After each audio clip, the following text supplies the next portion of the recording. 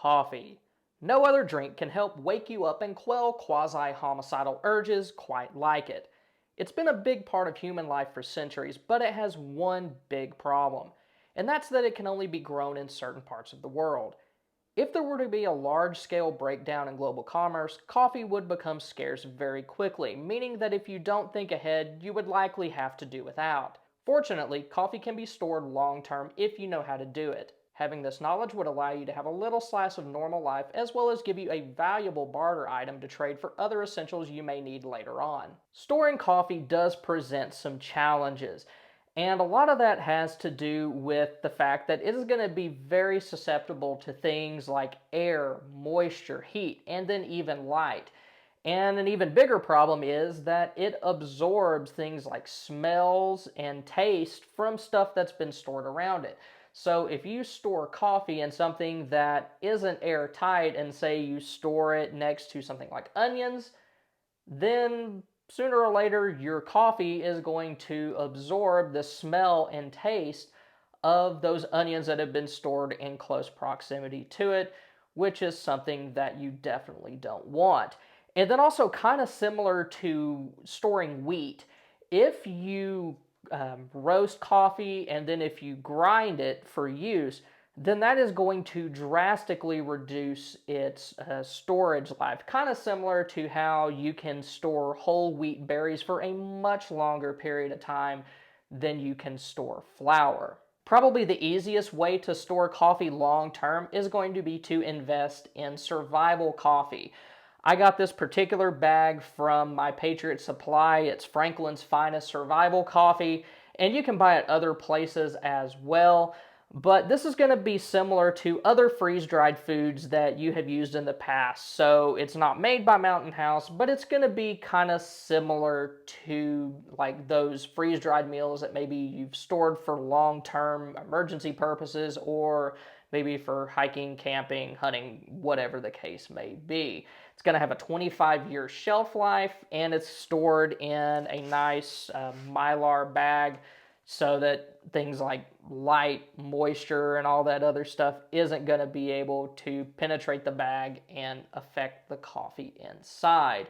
Now, this particular bag, I think I got it on sale for $8.95. You can also buy big buckets full of this stuff. This bag is 60 servings or 4 ounces. To kind of put it in perspective, if you've seen like the instant coffee at the store, this is 8 ounces and this is 4. So I think the price this compared to the instant coffee that maybe you buy at the store is probably going to be about double for this, but I mean, it's done all the work for you. And as far as taste goes, it might just be because I didn't put as much coffee in it, but I think I followed the instructions. It's supposed to be 1 rounded teaspoon per 6 ounces of water.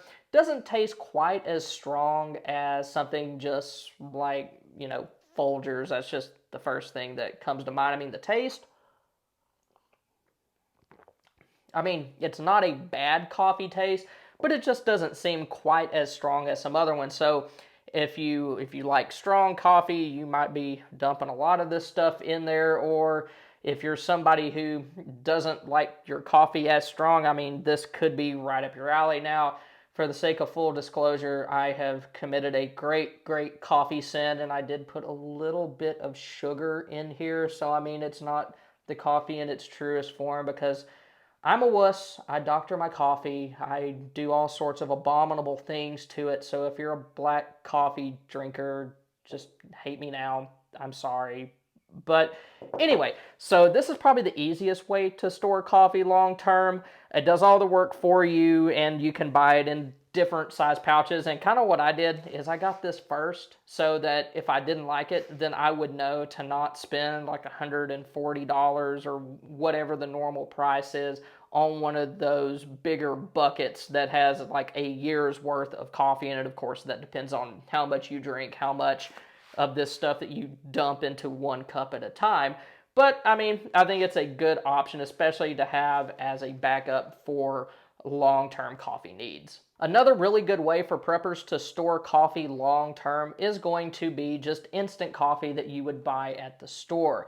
Instant coffee is either going to be freeze dried or spray dried. The freeze dried coffee is going to be a little bit higher quality than the spray dried. It's also going to be more expensive, but the good things about freeze dried instant coffee is that just right off the bat, it's going to have a shelf life of at least 2 years. And guys, when I say shelf life, I don't mean that after that point in time that it's going to like kill you or give you the horrific diarrhea if you drink it. That's like a date that indicates, the best buy. That after that, it starts to degrade in quality and taste and all that kind of stuff. But the cool thing about instant coffee is that since it's freeze dried, like this is what I drink at work just because it's easier. I just heat the water up in the microwave and dump that in, and I'm ready to go. I don't have to mess with expensive K cups and coffee machine and then all that mess. It's just easy, and I'm kind of a lazy bum. But since it's freeze dried, if you store it correctly, you can get a lot of the benefits from this that you would get from the survival coffee with just a little bit more work. If you're familiar with storing food in like Mylar pouches, you can do the exact same thing with this stuff and increase its shelf life dramatically to 20, 25 years or maybe even more. And what you do, get you a Mylar bag, put an oxygen absorber at the bottom, pour this in, put another oxygen absorber up top, get out as much air as you can, and then seal it. And this stuff is going to store for a very long period of time. And another cool thing that you can do with instant coffee is you can take this, put it in a small Mylar bag, along with anything else that you want, like sugar or creamer, and then have just little instant kind of one-time use single serve pouches of coffee that you can put in maybe your bug out bag, or you can take hunting, camping. So really all you'd have to do is heat up your water using whatever means that you have at your disposal, pour the contents of that pouch into that water, stir it up, and then you'll have your perfect coffee blend pretty much wherever you are. I don't know if it'll store quite as long as just freeze-dried coffee in it, by itself in a sealed Mylar pouch with oxygen absorbers in it. But if you know that you're going to be camping or something like that coming up, you can make yourself, 3 days worth, a week's worth, however long your trip's going to be, throw those in the bag, and you're going to have a very easy way to prepare coffee in the field. Another way that preppers can store coffee is to just buy canned coffee like you get at the grocery store. Now, this isn't going to have nearly the shelf life of other types of coffee, things like survival coffee or even instant coffee. But if you're somebody that drinks it every single day, then you're going to be able to rotate through this pretty much like you would anything else. And the shelf life on this, I believe, is 450 days, so that comes out, I believe, to about 1 year and 3 months. Math isn't really my thing unless it has dollar signs in front of it or feet per second after it, but I think that's a pretty close estimate.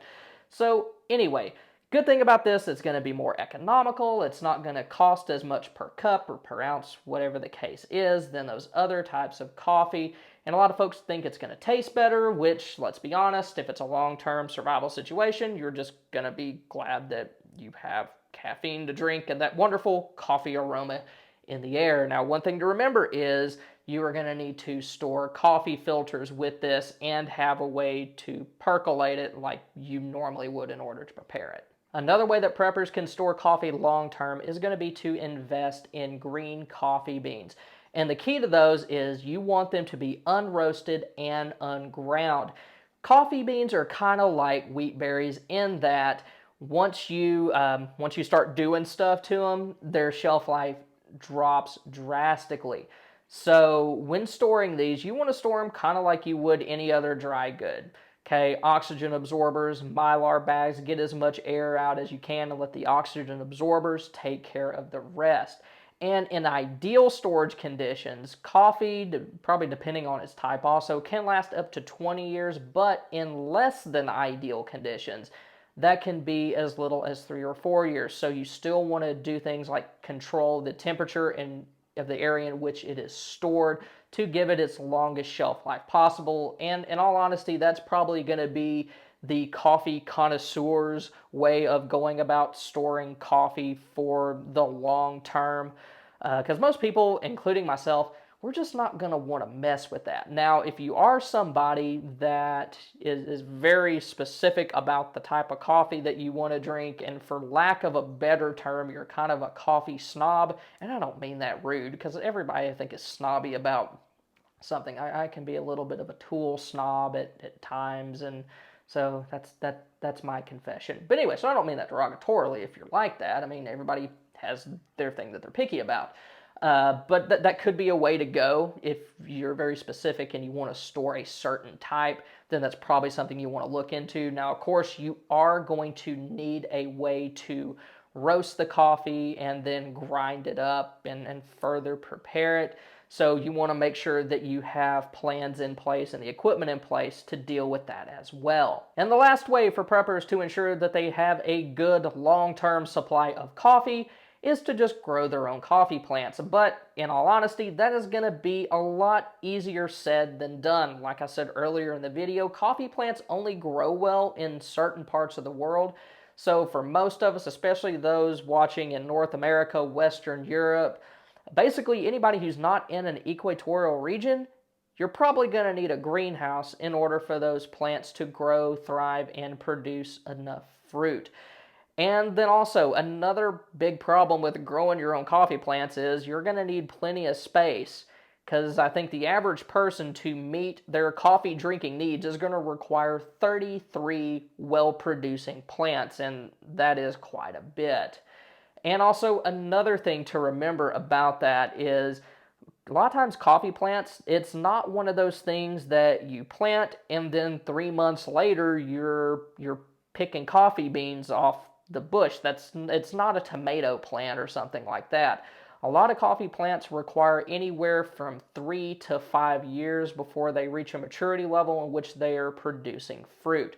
So, hope you guys enjoyed this. If you want to learn more about the different types of foods that preppers should store, go ahead and click on the card above. Y'all have a good one. Thanks again.